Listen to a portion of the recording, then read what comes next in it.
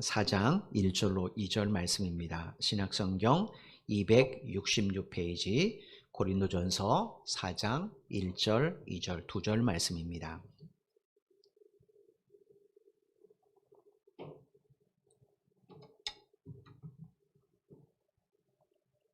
찾은 줄 알고 제가 봉독해 드리겠습니다. 4장 1절입니다. 사람이 마땅히 우리를 그리스도의 일꾼이요 하나님의 비밀을 맡은 자로 여길지어다. 그리고 맡은 자들에게 구할 것은 충성이니라. 아멘. 늘 특별한 예배가 없지는 않습니다. 모든 예배가 다 우리에게는 정말로 특별하고 하나님의 은혜죠. 그런데 그 중에서도 우리가 성국 영신 예배라든지 아니면 이렇게 신년 첫 번째 예배라든지 마지막 주 예배 같은 것, 또 상반기 하반기를 시작하고 마치는 그런 예배들 같은 경우는 하나님께서 우리에게 꼭 필요한 말씀을 주시는 것을 저는 계속해서 경험합니다. 우리가 첫 번째 드리는 2021년도 첫 번째 드리는 이 주일 예배 때 주시는 이 말씀도 정말 우리가 보기에는 우연한 것 같지만, 제가 누누이 말씀드리지만 하나님이 우리에게 주시는 것은 절대로 우연이 아닙니다. 세상의 확률로 따져도 극히 굉장히 0.000 몇 퍼센트에 해당되는 그런 확률일 뿐입니다. 그러므로 오늘 말씀도 우리에게 올 한 해를 살아가는데 매우 중요하기 때문에 하나님께서 첫 주에 우리에게 주셨다고 저는 믿습니다. 그런 기대감을 가지고 여러분 함께 말씀을 들으시면 참 좋겠습니다. 여러분 아시는 것처럼 기네스북이라는 책은 전 세계 다양한 분야에 대한 최고의 기록들만 모아놓은 그런 책이죠. 근데 기록이라는 것은 사실은 영원하지 않습니다. 언젠가는 반드시 그 기록이 깨지게 되어 있어요. 그래서 이 기네스북도 매년마다 새로운 기록들을 업그레이드해서 이렇게 출판을 합니다. 이 기네스북의 2019년도 판에 세계 최고가의 미술 작품으로 등재된 그림이 있습니다. 무슨 그림이냐면 15세기 르네상스 시대 때 이탈리아를 대표했던 그런 천재 미술가였죠. 레오나르도 다빈치가 그린 모나리자라는 작품입니다. 이 기네스북에 실린 내용에 따르면 2019년 현재 모나리자의 추정가는 우리나라 돈으로 약 40조 원 이상이라고 합니다. 그림 하나가 40조 원이 넘는 거, 우리나라 돈으로. 환율 따지면 조금 이렇게 움직이기도 하겠지만 아마 이거는 그 가격은 떨어지진 않았을 겁니다. 올라가면 올랐을겠죠. 지금 이 그림이 어디 있는가 아시는 것처럼 파리 중심가인 리볼리가에 있는 루브르 박물관에 이 그림이 소장되어 있습니다. 이 모나리자에 대해서 프랑스 정부가 얼마나 그런 긍지심을 갖는지 모릅니다. 프랑스 정부가 뭐라고 말했냐면 아무리 나라가 망해도 모나리자만큼은 절대로 팔지 않겠다라고 말했습니다. 그만큼 이 프랑스 사람들은 국가적 자존심이자 또 루브르 박물관의 상징으로 이 모나리자를 생각한다는 거예요. 그런데 사실은 20세기 초기만 해도 모나리자는 지금과 같은 보물 취급을 절대로 받지 않았습니다. 그랬던 모나리자가 왜 지금 이렇게 프랑스 국보급 보물이 됐는가? 그건 아이러니하게도 1911년 8월 21일 날 도난 사건이 있었는데 이 도난 사건 때문에 그렇습니다.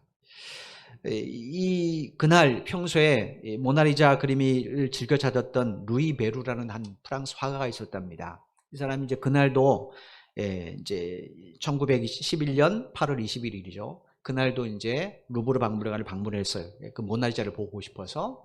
근데 그날 갔는데 그 걸려 있어야 될 그 자리에 평소는 다 걸려 있는데 그날만 없는 겁니다. 그래서 이 사람이 이상하다 그래서 경비 책임자에게 달려가서 여기 왜 그림이 없습니까? 라고 물어봤답니다. 그랬더니 경비 책임자가 뭐라고 말하면 이렇게 말했다고 그래요. 그 누군가 홍보사진 찍으려고 가져갔나 보죠. 가끔 그런 일이 있습니다. 이렇게 말했답니다.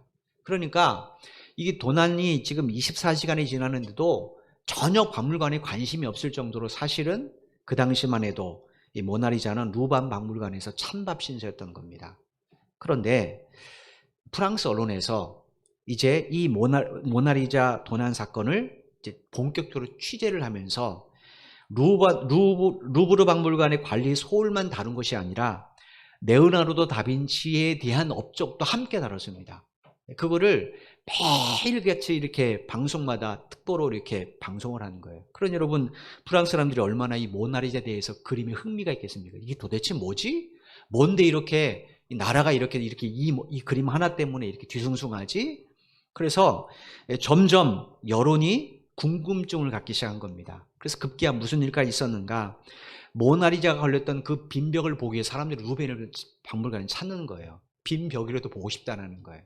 그만큼 사람들이 호기심이 발동을 하게 된 거죠.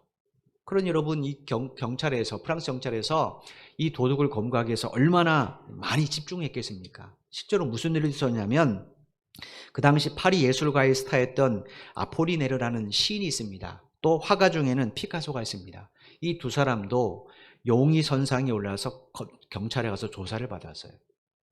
이 특별히 이 피카소 같은 경우는 왜 조사를 받았는가? 이 피카소는 평소에 뭐라고 말했냐면, 상상력을 마비시키는 박물관을 좀 더 파괴해야 된다라고 말하면서 모더니즘 미술운동을 선도했어요. 그림이 어떻게 저 박물관이 있느냐? 그냥 누구나 볼 수 있어야지 돈 주고 받고 박물관 하느냐? 그러니까 저거는 그림의 가치를 무너뜨리는 거다. 그러니까 박물관 없애야 된다. 이런 말을 주로 했으니까 경찰들이 혹시 이 사람 훔쳐간 거다냐 그래서 이제 불러다가 소환 조사를 하게 된 거죠. 그 정도로 이제 모든 프랑스 언론이 이 뉴스에 촉각을 맞췄던 겁니다. 그런데 몇 개를 수사했는데 전혀 그림 행방을 찾을 수 없다고 그래요. 없었다고 그래요. 그러다가 도난 사건이 발생한 지 2년 3개월 만에 드디어 도둑을 검거하게 됩니다. 누가 범인이었냐면 루브르 박물관에서 모나리자의 보호 액자를 제작할 때 유리공으로 일한 이탈리아 사람입니다. 빈센초 페루자라는 사람인데, 이 사람이 나중에 왜 그림을 훔쳤는가 이야기하는데, 자기는 이탈리아 사람입니다. 원래 이건 이탈리아 사람이 그랬잖아요. 근데 프랑스에 있냐는 이 기분 나쁘다라는 거예요. 그래서 훔쳤답니다. 그러다가 이제 처음에는 아무것도 아니, 왜냐하면 찬밥 신세니까 뭐 별 사람들이 생각 안 하게 되는데 막 도둑 잡고 난리가 나니까 무서운 거죠. 그러다가 2년 3개월 정도 되니까 이제 언론에서도 잠잠하잖아, 이야기가. 그래서 이제 그 그림을 가지고 이탈리아의 피렌체 우피치라는 미술관이 있습니다. 크지는 않은데 여기 가서 $10에 팔려고 그랬답니다. 그러다가 이제 이게 들통이 나는 거예요. 프랑스 안 가고 이탈리아에 팔면 이탈리아 사람들이 자기도 이탈리아인인데 잘 받을 줄 알았는데 이게 드러나서 경찰에 잡힌 거죠. 이렇게 해서 이제 이 모나리자가 다시 루브르 박물관에 왔는데 문제는 그때부터입니다. 사람들이 벌떼처럼 이 박물관에 찾은 거예요. 뭐 보기 위해서요? 모나리자 하나 보기 위해서. 그래서 박물관에서 부랴부랴 뭐 했는가? 모나리자가 어디 걸려있는지 가리키기 위해서 여러 곳에서 편말을 만 겁니다. 여기 가야 볼 수 있다고. 그래도 사람이 끊이지 않으니까 나중에는 이 작품을 따로 별도의 공간에 전시를 했어요. 그러니 그 가치가 어떻게 된 겁니까? 상상을 초월하게 된 거죠. 루브르 박물관에서 제일 값어치 있는 그런 그림이 된 겁니다. 여러분, 이 모나리자의 가치를 사람들이 언제 알게 되었습니까? 그걸 잃어버린 후에서 알게 된 거예요. 그죠? 있을 때는 몰랐어요. 근데 잃어버리고 나서 보니까 그 가치가 너무 소중했다는 거예요. 여러분, 우리 삶에도 이처럼 잃어버린 후에는 소중함을 깨닫는 가치들이 있잖아요. 그죠? 특별히 우리 기독교인들 같은 경우는 작년 한 해가 예배에 무뎌진 우리들에게 하나님께서 예배의 소중함을 다시 일깨워준 그런 한 해가 아니었는가, 저는 그렇게 생각합니다. 우리가 늘 교회에서 성도들과 함께 드렸던 현장 예배들, 또 악기들의 반주에 맞춰서 큰 목소리를 불렀던 복음송들, 또 예배 후에 함께 나눴던 식사들, 그리고 당연했던 통성기도들, 이거 위드 코로나 시대에 우리가 전혀 하지 못했잖아요. 우리가요 당연한 줄 알았습니다. 그거 은혜인 줄 몰랐어요. 그죠? 그런데 잃고 보니까 이게 얼마나 큰 은혜였는지 새삼 느끼게 되지 않습니까? 여러분, 이런 하나님의 은혜를 좀 생각하시면서 올해는 하나님께서 우리에게 현장 예배를 드릴 수 있도록 허락하실 때, 또 나에게 말씀을 볼 수 있는 건강을 허락하실 때, 또 찬송할 수 있는 기쁨을 허락하실 때, 기도할 수 있는 심령을 허락하실 때 더욱더 그 은혜와 가치를 누리며 사는 여러분 모두가 되었으면 참 좋겠습니다. 요한복음 4장 23절에 보면 예수님께서 우리 모두에게 예배에 관련해서 이런 말씀을 들려주셨죠. 요한복음 4장 23절입니다. 아버지께 참되게 예배하는 자들은 영과 진리로 예배할 때가 오나니 곧 이때라. 아버지께서는 자기에게 이렇게 예배하는 자들을 찾으시느니라. 예수님께서 하나님이 찾는 사람이 있답니다. 어떤 사람인가? 뛰어난 학자도 아니고 성공한 사업자도 아니고 위대한 권력자도 아니라는 거예요. 하나님이 찾으시는 사람은 단 한 사람, 영과 진리로 참되게 하나님을 예배하는 사람이에요. 여러분, 이 말씀에서 우리말로 찾으시는 이라라고 번역된 헬라어가 제테오라는 단어인데, 이 뜻이 구하다, 추구하다, 찾아내다 이런 의미도 있지만 감찰하다는 뜻도 있습니다. 감찰이 뭡니까? 주목하여 살펴보는 걸 감찰이라고 해요. 하나님께서 정말로 영과 진리로 당신을 바르게 예배한 사람을 주목하여 관심을 가지고 자세히 살펴본다라는 거예요. 왜 살펴볼까요? 그에게 당신을 맡기기 위해서. 그래서 하나님이 살펴보신다라는 거예요. 여러분, 바울과 아볼로와 게바가 왜 고린도에 와서 복음을 전하고 목회를 했는가? 그건 그들의 결정이 아닌 겁니다. 그들을 주목하여 보신 주님의 결정이었어요. 그들이 고린도나 가볼까 해서 간 것 아닙니다. 우리가 사도행전부터 고린도에서 바울이 온 과정을 쭉 봤잖아요. 그죠? 바울은 고린도 갈 생각을 전혀 하지 않았습니다. 아볼로 마찬가지입니다. 원래 아볼로는 에베소에 있었습니다. 그런데 에베소에서 바울을 통해 예수 믿게 된 아볼로 브리스길라 부부를 만남으로 인해서 또 거기서 고린도 사람을 만남으로 해서 고린도 오게 됐잖아요. 걔와 마찬가지입니다. 그러니까 여러분, 이 세 사람이 온 건 자기들의 자의적 결정이 아닌 거예요. 주님의 결정이었던 거예요. 여러분이 송파구에 얼마나 많은 교회들이 있습니까? 그죠? 송파구에 교회가 굉장히 많습니다. 그런데 그 많은 교회 중에서 이 선교조에게 우리가 함께 모였다. 여러분이 자의적 결정 같습니까? 그렇지 않습니다. 그건 주님의 결정이에요. 주님께서 우리를 이곳으로 불러 모셨다라는 거예요. 그러면 우리가 누굴 주목해야 됩니까? 당연히 주님이잖아요. 그죠? 고린도 성도들이 누굴 주목해야 돼요? 당연히 주님이죠. 자기들을 이 자리에 불러 모으신. 근데 그들은 누구를 주목했습니까? 주님이 아니라 바울, 아볼로, 게바 이 세 사람만을 주목했어요. 그래서 그들이 이들의 이름으로 당을 만들고 지금 서로 다투고 분쟁하는 거잖아요. 그죠? 그러니 바울이 이 소식을 듣고 얼마나 마음이 아팠겠습니까? 자기는 1년 6개월 동안 고린도에 사역하면서 예수님이 당신들을 선택하셨고 예수님을 통해 하나님께서 당신을 성도로 부르셨습니다 하고 주님만을 집중하도록 가르쳤는데, 이제 어느 정도 자기들이 믿음 있다고 생각하니까 주님이 아니라 오히려 바울, 아볼로, 게바를 집중했어요. 그래서 바울이 너무나 가슴 아파서 오늘 본문에 자신과 아볼로와 게바를 누구로 표현했냐면 일꾼이라고 소개를 했습니다. 오늘 본문 1절 말씀을 보십시오. 사람이 마땅히 우리를 그리스도의 일꾼이요 하나님의 비밀을 맡은 자로 여길지어다. 여기서 사람은 고린도 교회 성도들을 말해요.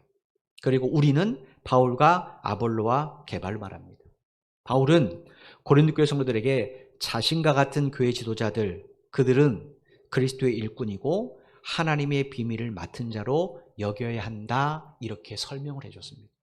1절에서 우리말로 일꾼이라고 번역된 헬라어가 휘페레테스라는 단어입니다. 제가 이 단어를 몇 번 설명을 해드렸습니다. 이 단어는 어디 아래라는 뜻을 가진 휘포라는 단어하고 노를 젓느라는 뜻을 가진 에레테스라는 단어가 합쳐진 합성어예요. 우리말로 문자적으로 번역하면 배 아래에서 노를 젓는 하위 뱃사공을 말합니다.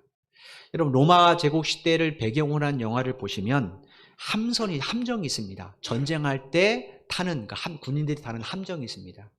그 함정들의 맨 밑에는 누가 있는가? 노를 젓는 노예들이 있어요. 그 노예를 지칭하는 명칭이 바로 휘페레테스라는 단어예요. 사도 바울은 자신과 아볼로와 게바 같은 영적 지도자들, 교회 영적 지도자들이 누구라고 말했는가? 우리는 이렇게 배 밑창에서 노를 젓는 뱃사옥에 지나지 않는다라는 거예요. 여러분, 배가 바다를 항해할 수 있는 것은 분명히 배 밑에서 노를 지으는 노예들 때문입니다. 그죠? 그 노예들이 없었다면 배가 어떻게 바다를 항해합니까? 분명히 노예들 때문에 배가 항해하는 건 맞아요. 그런데 한번 생각해 보십시오. 이 노예들이 자기들이 젓는 배가 어느 방향으로 가고 있는지 알고 노를 젓습니까? 전혀 모릅니다. 왜냐? 그 당시 함정에는요, 밑에 창문이 없습니다. 지금 같은 기술이 좋으면 바닷물이 들어오지 않도록 이렇게 봉사하고 마무리하고 그다음에 창문 같은 걸 열어낼 수 있지만 그 당시엔 그런 게 없잖아요. 그죠? 나무로 만들었기 때문에, 목선이기 때문에 배 밑바닥에는 창문이 없습니다. 그러니까 노는 열심히 졌지만 지금 이 내가 어느 방향으로 노를 졌는지 이 뱃사공은 모릅니다. 그 방향을 자기가 못 결정해요. 그 다음에 배의 속력도 자기들이 못 결정해요. 노를 지면서 누가 결정합니까? 배 밑바닥에 함께 있는 고수들이 있습니다. 북치는 고수들. 그 고수들이 북치는 속도에 맞춰야 됩니다. 반드시. 고수가 덩덩 치는데 자기만 막 저으면 되겠습니까? 그러면 그 노에 큰일 납니다. 또 고수가 막 빨리 치는데 나 힘들어하고 천천히 칠 수도 없어요. 반드시 고수의 북 속도에 맞춰서 노를 줘야 됩니다. 근데 그 고수는 왜 북치는 속도를 북칠 때 누구에 따라서 그 속도를 맞춥니까? 자기 임의대로 아니에요. 그죠? 위에 있는 함장의 사령관의 명령에 따라서 그 북치는 속도를 맞춥니다. 그러니까 노젓는 사람은 분명히 자신이지만 그러나 배를 움직이는 속력도 자기가 결정을 못해요. 그런데 이거보다 더 중요한 것이 있습니다.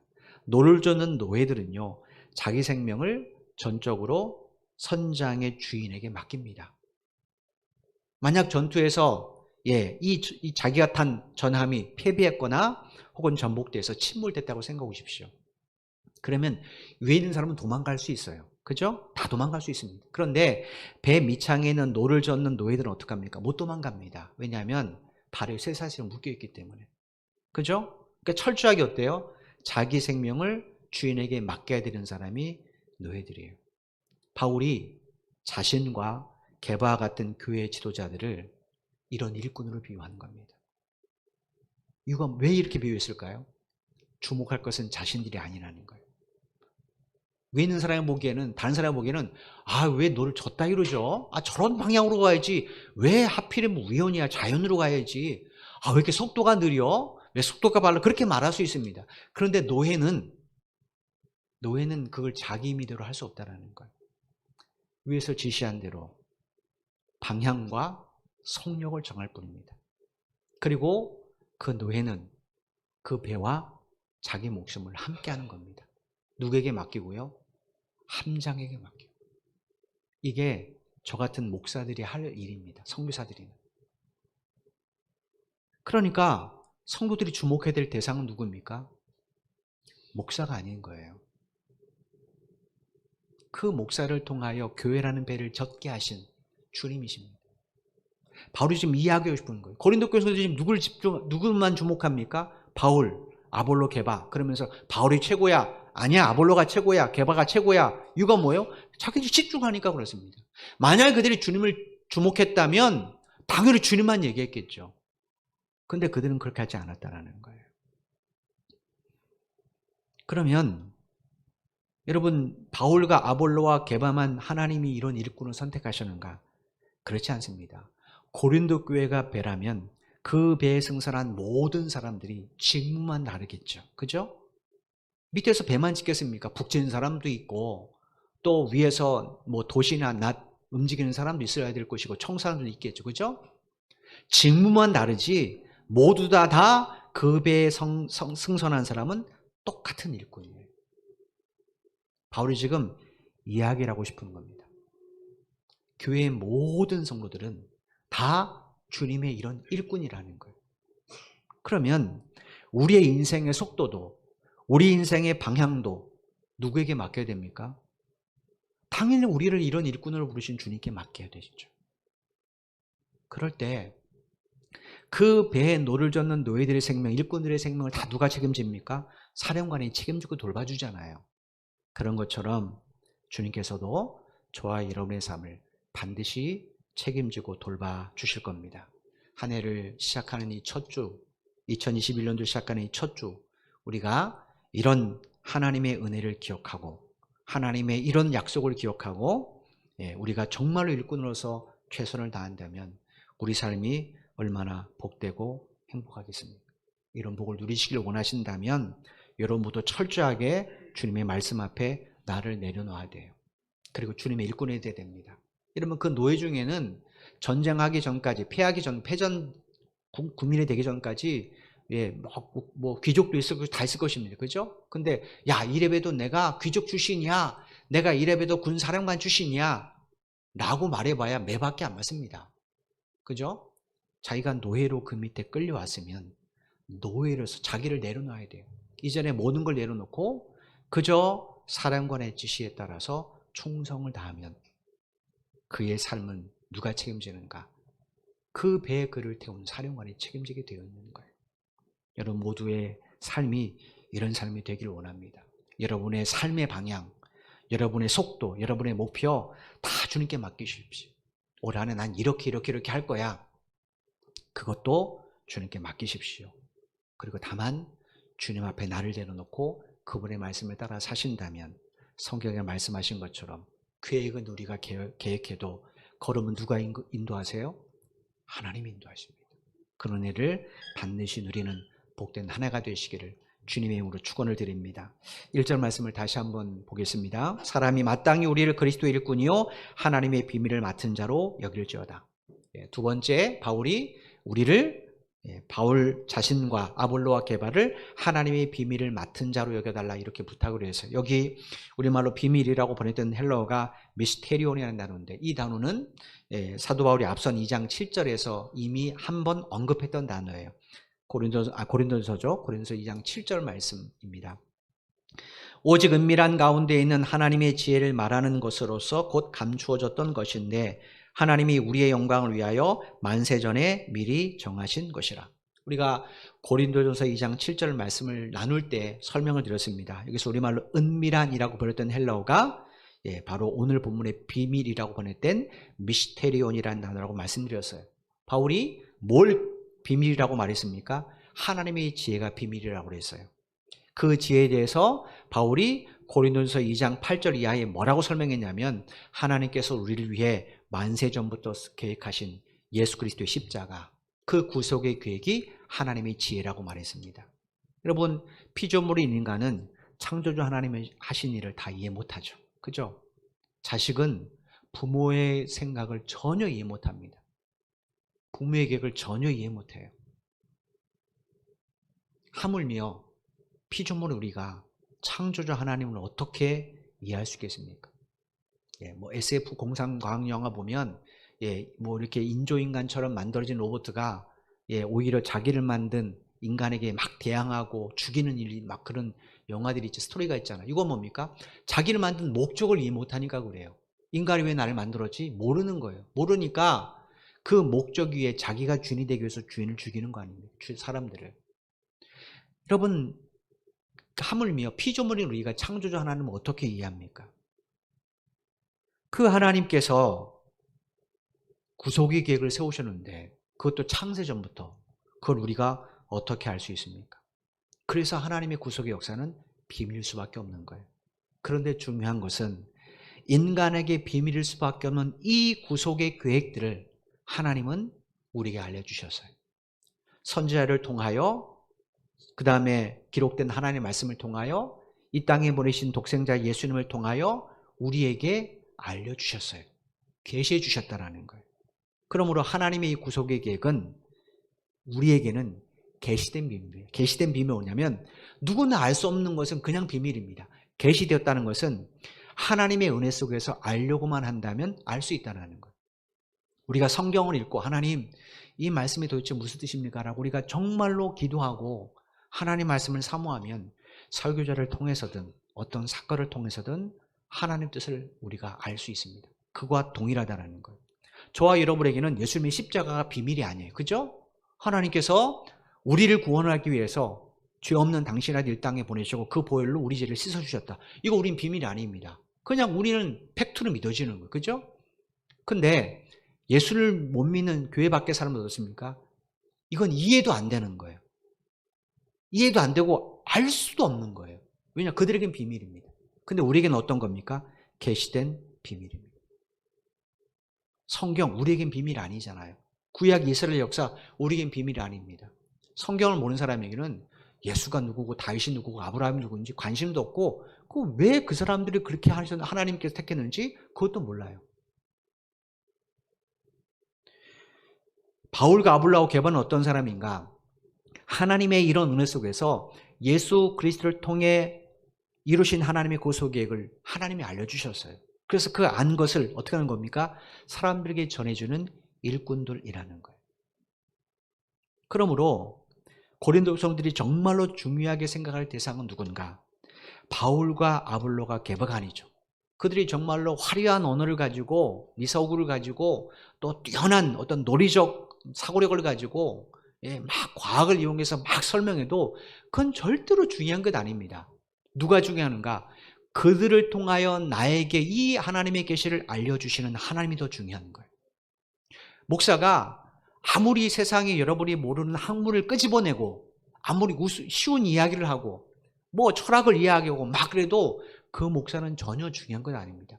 여러분이 주목해야 될 것은 저 같은 사람을 통해 하나님이 오늘 본문을 알려주시는 그 내용을 알려주신 하나님이에요.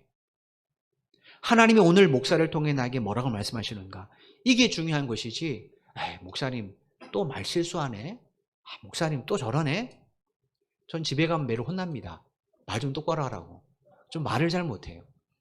말도 잘 실수도 할 때도 많습니다. 그런데 주목해야 될 대상이 누굽니까? 하나님이세요, 하나님. 여러분이 저를 주목하면 안 됩니다. 저는 실수투성인 사람이에요.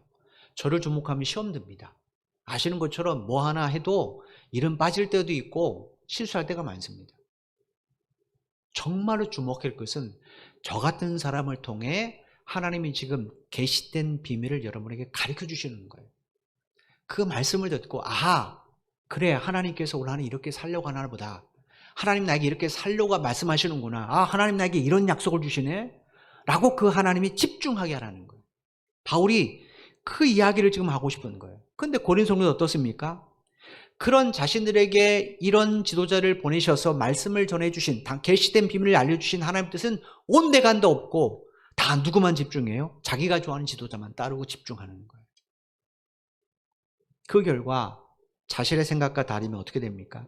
대립하고 분열하고 싸우게 된 겁니다.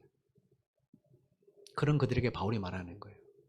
나와 아볼로와 게바는 단지 하나님의 말씀을 맡은 자들일 뿐이다.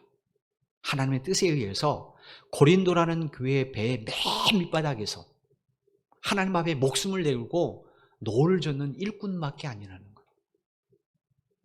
바울이 그 이야기를 한 겁니다. 그러면서 나만 일꾼인가? 이 고린도의 교회라는 배에 탄 모든 성도도 일꾼이라는 거예요. 그럼 일꾼으로서 뭘 해야 되는가? 2절에 이렇게 이야기를 합니다. 2절 말씀입니다. 그리고 맡은 자들에게 구할 것은 충성이니라. 여기서 우리말로 구할 것이라고 번역된 이 헬라어는 구하다, 찾다라는 뜻도 있지만 요구하다, 힘쓰다 이런 뜻도 있어요. 여기서는 요구하다, 힘쓰다라는 의미로 사용됩니다.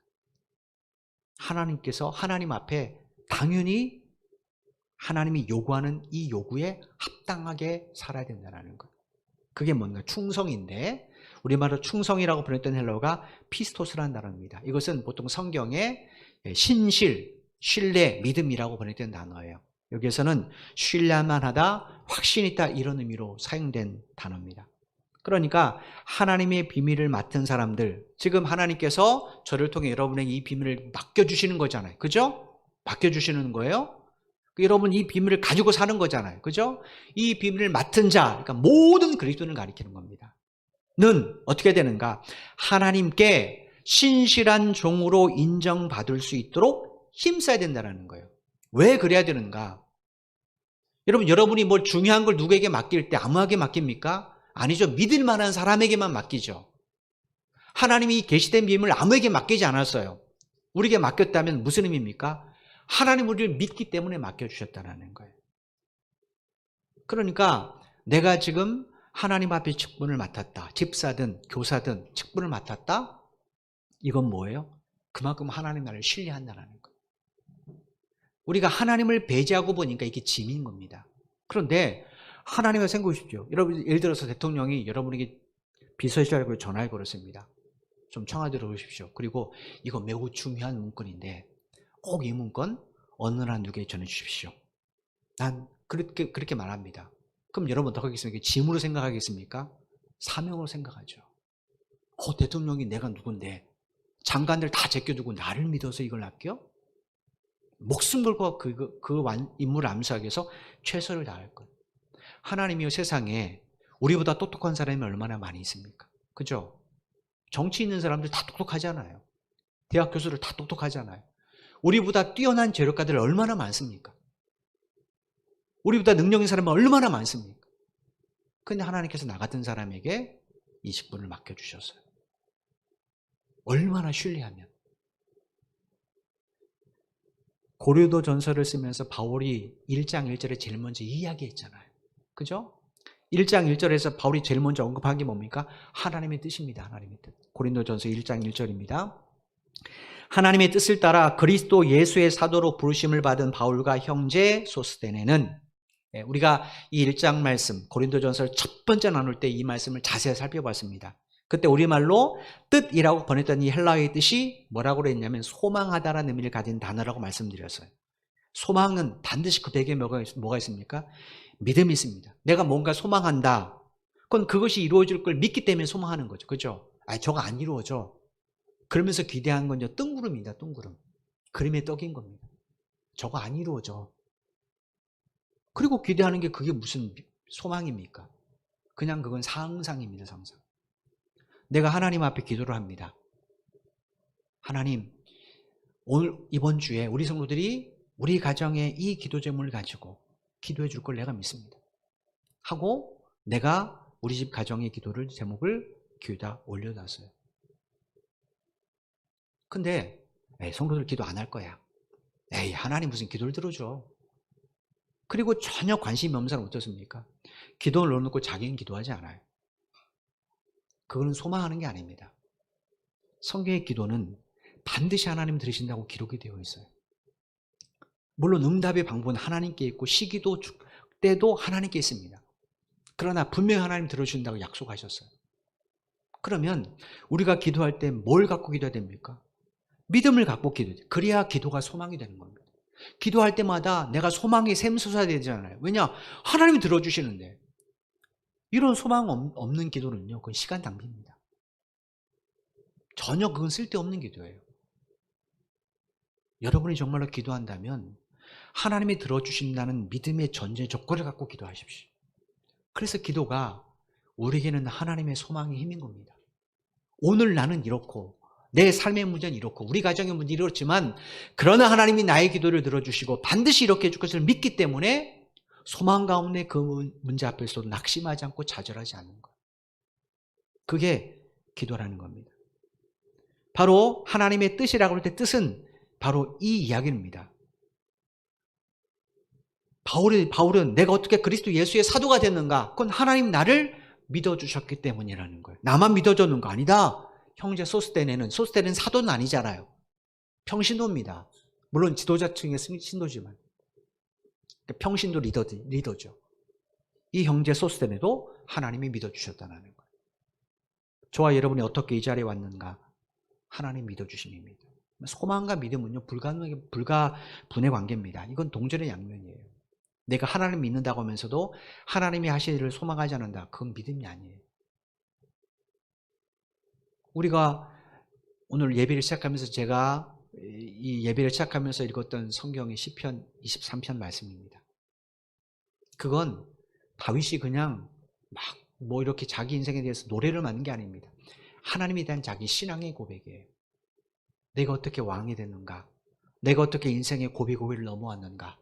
그거 하나님이 인자하심과 선하심이 나를 따랐기 때문이다. 앞뒤로 나를 따랐다. 내가 잘못될 때는 인생의 막대기로, 내가 어려울 때는 인생의 지팡이로 나를 끄집으셔서 내가 오늘 여기까지 있게 하셨다. 그 하나님은 나를 영원한 하나님의 나라, 하나님의 집까지 나를 인도하실 것이다. 이 소망을 가지고 그가 기록한 것이 시편 23편이죠. 여러분이 이런 소망이 있는지, 올 한 해 시작한 하나님이 올 한 해도 마칠 때까지 여전히 당신의 은혜 가운데 나를 인도하실 것을 믿는 그런 소망이 있는지, 이런 소망이 있을 때는 매 주일 예배가 기대가 됩니다. 이번 주엔 또 무슨 말씀을 주실까? 이번 주엔 나에게 무슨 말씀을 하실까? 그것이 내게 양식이고 내게 소망이니까. 바울이 이야기를 하는 겁니다. 하나님께서 자기를 믿어주기 때문에, 자신과 아볼로와 게바를 믿어주셨기 때문에 부활의 주님의 이 복음의 소식을 자기를 통하여 고린도 성도들에게 들려준 것처럼 고린도 성도들을 믿었기 때문에 그들을 고린도에 있는 많은 시민들 가운데 고린도 교회 성도들로 택하여 부르셨다라는 거예요. 그러므로 여러분, 저나 여러분이 어떻게 그리스도인이 됐는가, 하나님의 자녀가 됐는가, 우리에게 그럴 만한 충분한 자격이나 조건이 있어서인가? 그게 아니라는 겁니다. 하나님 믿음의 결과예요. 하나님 나 같은 자를 믿어주셨어요. 여러분 믿는 사람이 이 대한민국 땅에 몇 명이나 되십니까? 한번 생각해 보십시오. 나를 100% 믿어줄 사람이 몇 명이나 되는가? 가족들이면 그 사람은 성공한 사람일 거예요 아마. 엄마 말을 안 믿어, 아빠 말 안 믿어, 난 자식이지만 네 말 안 믿어, 이런 경우가 얼마나 많습니까? 그런데 하나님이 날 믿어주세요. 내 입으로 토하지 않은 더러운 것들이 내 속에 가득한데도 하나님 날 믿어주세요. 이게 얼마나 감격스러운 이야기입니까? 바울이 지금 그 이야기를 하는 거예요. 여러분, 우리가 뭔가 선택할 때, 믿어서 선택할 때 반드시 반대로 따라오는 급부가 있습니다. 그게 뭔가? 그 반대편은 버림하고 포기라는 것이 있습니다. 내가 여러 물건 가운데 하나를 선택했다. 그럼 나머지는 뭡니까? 버리고 포기했다는 이야기입니다. 하나님이 저와 여러분을 선택했다. 그럼 선택받기 전에 우리의 상태가 어땠다라는 거예요? 하나님께 버림받은 존재였다라는 거예요. 그런데 하나님 나를 선택하셨어요. 이유가 뭔가? 버림받은 존재에게 무슨 조건이 있고 자격이 있습니까? 없습니다. 단 하나, 하나님이 일방적으로 우리를 믿어주셨다는 거예요. 너 분명히 좋은 장로가 될 거야. 너 분명히 좋은 권사가 될 거야. 너 분명히 좋은 안수집사가 될 거야. 너 분명히 좋은 교사, 좋은 서리집사가 될 거야. 믿어주셨다는 거예요. 믿어주셨으니까 나에게 그 직분을 주는 거예요. 너는 분명히 좋은 기관장이 될 거야. 믿어주시는 거예요. 더 많이 믿어주면 더 많은 직분을 주시겠죠. 맡겨주시겠죠. 그죠? 믿지 않는 사람에게 뭘 여러 개를 맡깁니까? 믿으니까 더 많이 맡겨주는 거죠. 바울이 이야기를 싶은 겁니다. 그래서 맡은 자에게 올 것은 뭐라고요? 그 믿음에 힘쓰라는 겁니다. 충성, 하나님의 신실한 종으로 인정받을 만큼 힘쓰라는 거예요. 여러분, 그럴 때 우리 삶을 통해 뭐가 드러납니까? 하나님 내게 맡긴 것이 드러나죠. 그게 뭐예요? 계시된 비밀, 예수 그리스도의 십자가입니다. 십자가. 나를 통해 그 주님이 드러나는 거예요. 그래서 사람들이 자기는 기도하지 않으면서도 어려울 때마다 당신 교회 다니지? 기도해줘. 기도해줘. 왜 부탁합니까? 저 사람이 기도하면 들어줄 거라고 믿기 때문에. 여러분, 하나님께서는 우리의 삶이 이렇게 하나님을 알지 못하는 사람들에게 예수님의 십자가를 보여주는 신앙의 이정표가 되기를 원하세요. 이정표가 뭡니까? 방향을 가리키는 표지가 이정표잖아요. 그죠? 아브라함의 삶이 모든 후손들, 믿음의 사람들에게 믿음의 이정표가 됐잖아요. 믿음의 조상이 뭐예요? 이게 믿음이구나 라고 보여주는 거예요. 요셉의 삶의 흔적이 애굽에 사는 모든 이스라엘 백성들에게 하나님의 언약의 이정표가 됐잖아요. 요셉이 죽을 때 뭐라고 말했습니까? 너희들 반드시 출애굽할 것이다. 내 뼈를 함께 가지고 출애굽해달라. 부탁해서 모세가 가지고 나왔잖아요. 그리고 정말로 그들이 가나안 땅에 정착해서 그 모세의 그 유골을 헤브론에다가 같이 묻었잖아요. 모세의 삶의 흔적이 그들에게 하나님의 언약의 이정표가 되었어요. 하나님께서는 우리의 삶도 하나님을 알지 못하는 사람들에게 구원의 길을 제시해 줄 수 있는 그런 믿음의 이정표가 되기를 원하신다는 거예요. 그런 삶을 살려면 어떻게 되는가? 우리가 먼저 성경적 가치관을 바로 정립해야 됩니다. 그리고 하나님 말씀을 따라 살아야 돼요. 사도 바울처럼 하나님께 신실한 종으로 인정받기 위해서 힘써야 됩니다. 여러분이 예를 들어서 전혀 나는 기준 미달인데 어느 대기업에 취직을 했어요. 그것도 특채로. 다른 사람들은 몇십 년 공부해도 그 대기업에 못 들어가는데 어느 날 갑자기 회장이 전화 와서 당신 내일부터 출근해 했어요. 그럼 그 사람은 이제 목숨을 걸고 일할 겁니다. 뭐 때문에 그렇습니까? 보수 때문이요? 아니죠. 자기를 믿어준 그 믿음 때문에 그래요. 하나님이 저나 여러분을 이 세상의 수많은 사람 가운데 당신의 자녀로 선택하셨어요. 전혀 없는데 특지하셨다는 거예요. 그럼 우리도 어떻게 됩니까? 주님의 신실한 종으로 인정받기에 힘써야 되겠죠. 그런 당신의 일꾼들을 왜 하나님이 돌봐주지 않겠습니까? 반드시 돌봐주실 겁니다.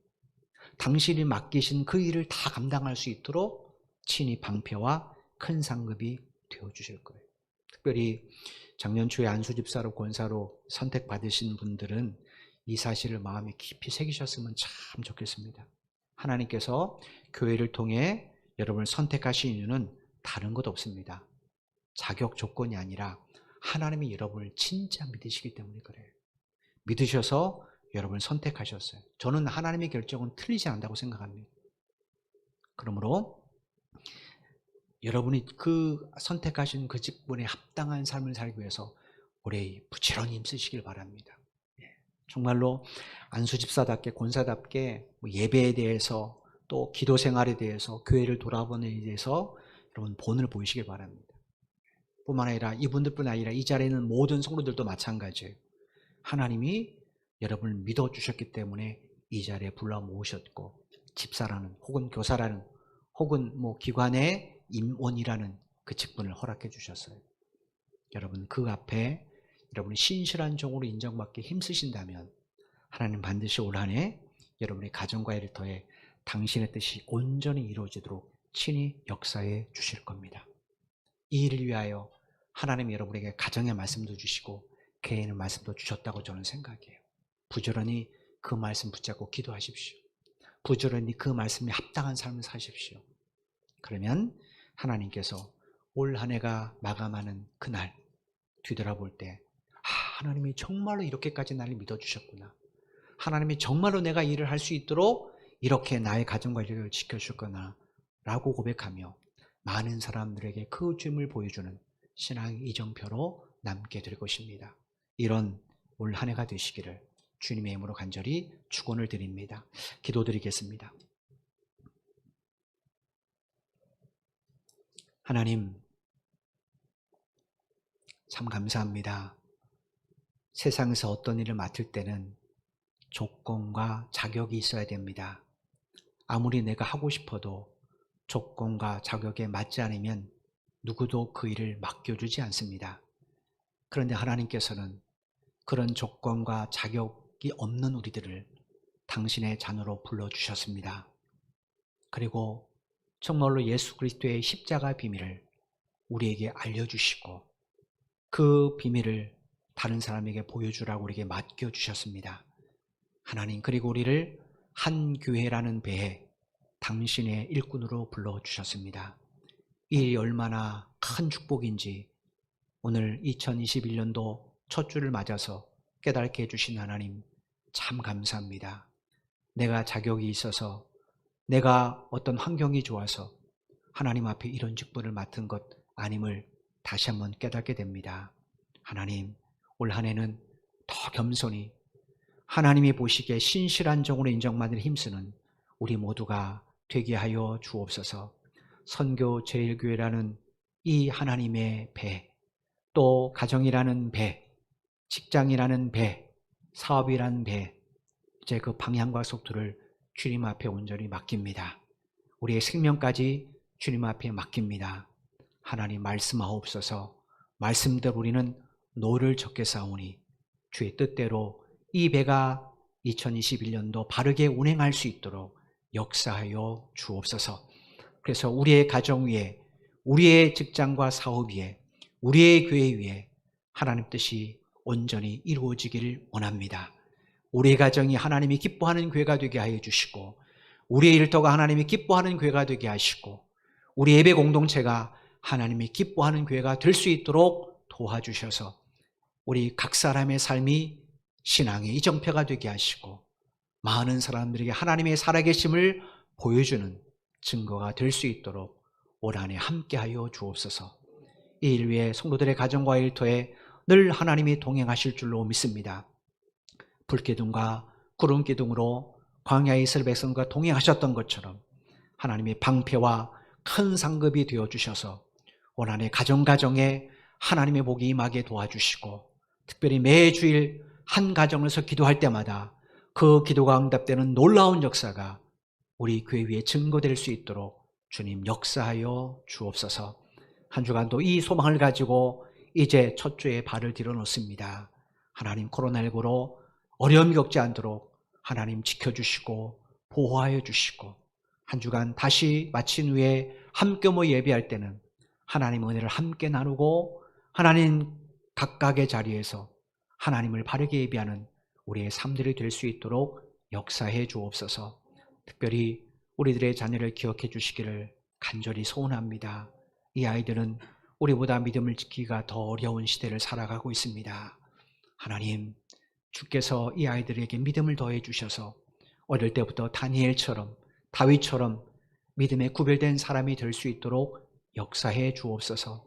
정말로 이 아이들이 커서 기성세대가 될 때는 꼭 필요한 하나님의 인재가 되어서 하나님 정치계에서도 교육계에서도 그리고 하나님 아버지 경제계에서도 하나님의 붙잡혀 쓰임받는 일꾼들이 될 수 있도록 은혜 베풀어 주옵소서. 온라인 수업으로 많이 피곤하지만 그때마다 집중력과 지혜를 더해 주셔서 그것이 우리 아이들에게 지혜와 능력이 될 수 있도록 역사해 주옵소서. 우리의 삶을 주 앞에 온전히 의탁을 드려오며 예수님의 이름으로 간절히 기도드리옵나이다. 아멘. 우리 다 같이 일어나셔서 찬송가 323장 1. 이제는 교회의 머리가 되신 우리 주 예수 그리스도의 은혜와 독생자 예수 그리스도를 십자가에 내어주시기까지 우리를 사랑하신 아버지 하나님의 만극하신 사랑하심과 우리 속에 내주하셔서 감화, 감동, 교통 충만케 하시는 성령의 역사하심이 우리를 믿어주셔서 귀한 직분을 주신 하나님 앞에 집중하며 하나님 앞에 인생의 방향도 인생의 속도도 인생의 계획도 내 생명도 맡기고 하나님의 뜻대로 신실하게 그 일을 힘써 감당하기를 원하는 사랑하는 모든 믿음의 형제 자매들의 발걸음 위에와 저들의 가정과 저들의 직장과 사업 위에 이 나라 이 민족과 우리 선교 제일교회 위에 지금부터 영원토록 함께 하시기를 간절히 축원하옵나이다. 아멘.